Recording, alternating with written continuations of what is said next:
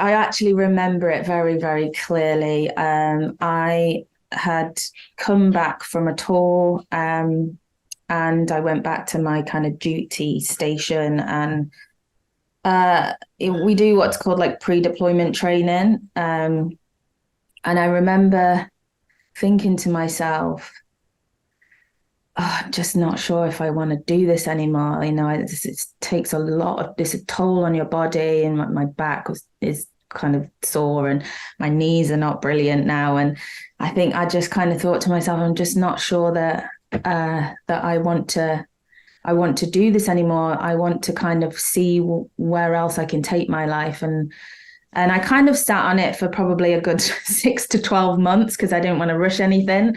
But the feeling didn't go away. And in myself, I had always said, you will carry on doing this for as long as you're absolutely loving it. The moment that you maybe stop kind of begrudging the deployments and things like that, that's time to go. And I guess it was absolutely nothing to do with the military. I loved that job, the experiences it gave me. I think just as a person, I was ready to see where else I could go and kind of have the control of my life.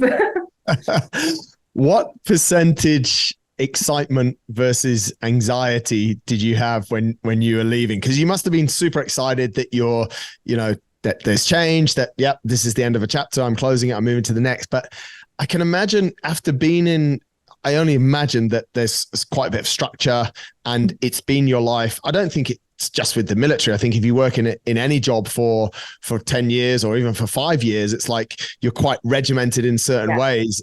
Were you worried about that being taken away? Yes, massively. I think, it's so funny because I remember always thinking to myself, like, I'm not going to become institutionalized. I'm not going to become institutionalized. That's the word I was looking for. Yeah. And after 14 years, it had just happened and I hadn't realized it. And the thought of leaving was absolutely petrifying. I remember thinking, can I do this? Like, because you also have this huge kind of, I can't speak for everybody, but I know certainly myself, I felt like, well, what could I do on the outside world, as it would be? Like, what transferable skills have I got? I don't know, because the military is all I've really known for my whole working adult life. So yeah, I had lots of doubt, lots of worry, lots of anxiety, but I kind of knew that that's what I wanted to do. So I just went with it, and I kind of just thought to myself, you know what, you just need to ride this roller coaster of emotion.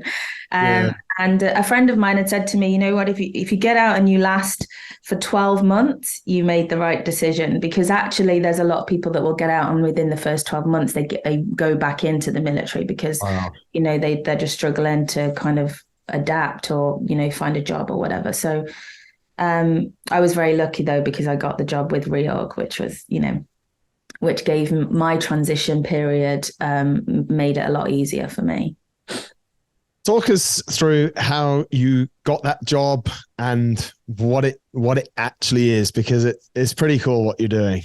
Yeah, so REORG is a registered charity, and I have some friends who are trustees within that. And I guess when I worked in London for a little while, and I'd kind of started training at a gym, and a friend of mine just said to me, there's this charity and we're looking to expand. We're looking to move into like a more fitness role. I think you'd be great for that role. Would you be interested? Of which I said, well, actually the timing couldn't be more perfect, because I've put my papers in to leave the military. And the timing was all great. It all just kind of fell together. And my role within REORG is the director of fitness. So I essentially create and run all of their fitness programs within the CrossFit environment. And essentially we support military, veterans and emergency services. And we use fitness as a catalyst to improve overall health and well-being. Yeah, so we have two programs. One's called the REORG 60, which is all about habit creation, the habit loop, and how you can use kind of emotional, social, and physical rewards to incentivize creating a new healthy habit.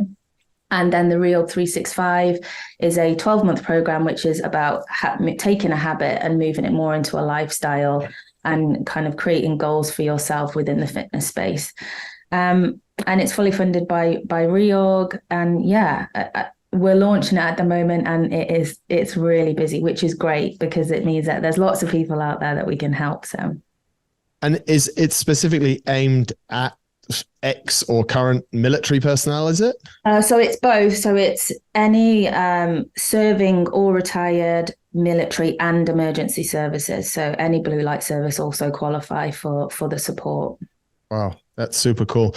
Did you, like, on a personal level, do you feel like that you've suffered the lack of the institution that we spoke about, and that you need, I guess the military give you support when you're leaving because you've been there for a while and you've been through various different challenges as we sort of touched on there. But how do you feel as someone who has left recently about, like, we hear a lot as civilians, I guess, about sort of surrounding mental health, post-traumatic stress disorder, all of these things. How do you feel about it? So, I mean, yeah, you do get a lot of help when you're leaving, you have a whole resettlement package. But once you've left, there's alumni and there's charities that you can get involved in. But once you left, you're no longer in that organization. You're no longer in the army or whichever force it is that you're part of.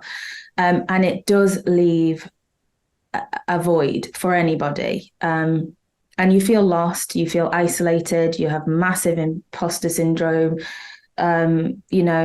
what you've known for such a long time. And some people are in for 24 years, it's a really long time. So once that stops, you kind of are left with like, what is my purpose in life? Like, what am I supposed to do? I went through all of those emotions. The last year has been absolutely ups and downs. Having a solid job to kind of just walk seamlessly into has absolutely helped. But it's still, you kind of, you miss the camaraderie, you miss, I was so used to seeing all the lads like on a daily basis, and now I just don't have that, and don't get me wrong, I have, lots of friends in the job that I do now. And, but for me personally, fitness and the gym, the community within a gym or running or BJJ or whatever sport it is, that's the thing that I hold on to massively, which is why I'm so passionate about this role with REORG, because I really do think that there's probably a lot of people out there that feel slightly isolated and maybe don't have the opportunity for whatever reason, finances, whatever. And actually, if you can just reintegrate into a community, it's huge. It's huge. The power of that is massive. So yeah. It must be, for different people, the time where they feel that sort of emptiness or loneliness or out of sorts or some form of post-traumatic stress. Like, it's not always when we stop doing something, when we leave a job, when we leave the military in this instance. I'll get my words out in a second. But it can happen like 3 to 6 months or 12 months or 18 or 24 months down. Or even years later, it can just hit you. And these things, I suppose, have a tendency to hit us when we really don't expect it. So do you worry about that, mate? Like, for yourself, do you think, shit, have I sort of dealt with everything that I went through and been part of an institution? But this is the other thing that we're really good at doing. So this personnel is compartmentalizing and locking bits away. Do I worry? Honestly, I don't worry, because I think I'm pretty honest with myself. So if I'm feeling down about something, or I'll talk about it. I'll Right. talk about it, to people I trust. And I think that's a big thing. I think, just kind of talking things through is a massive thing for people, but it's not always that easy. And some people struggle more than others. But that's certainly what, if I struggle at all, that's what I'll be doing.